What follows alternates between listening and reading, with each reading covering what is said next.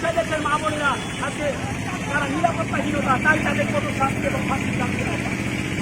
আমার নাম সন্দীপ দাস, আমি সন্তান দল কেন্দ্রীয় কমিটির সহসভাপতি এবং উত্তরবঙ্গ কমিটির আহ্বায়ক।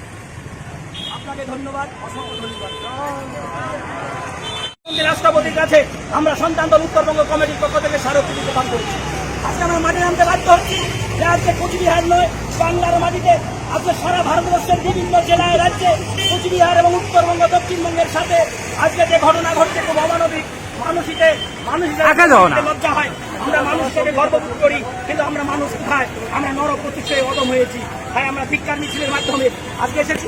সেই সাথে যেই সন্দীপ ঘোষ, তিনি আর্জি করে প্রাক্তন অধ্যক্ষ, তার সাথে মূল মাতাটি কে, তার সঙ্গে মূল ব্যক্তিটিকে জড়িত আছে, এটা সত্য তথ্য বের করতে হবে এবং সিবিআই তদন্তের মাধ্যমে অতি দ্রুত সত্য প্রকাশ করে জনগণের মাঝে প্রকাশ করতে হবে। এবং মহামান্য আদালত, মাননীয় সুপ্রিম কোর্ট এবং হাইকোর্টের বিচারপতির কাছে আমাদের আবেদন যে ধর্ষণকারীদের কোনো বিচার জেলখানা না রেখে তাদেরকে প্রকাশ্য দাঁড়িয়ে এনকাউন্টার গুলি করে মারা উচিত। যারা মায়েদের উল্লেখিত করে, ধর্ষণ করে, নির্যাতিত করে, তাদের গুলি করে মারা উচিত। আসো আসো আসো আসো আসো আসো, এই চলো চলো।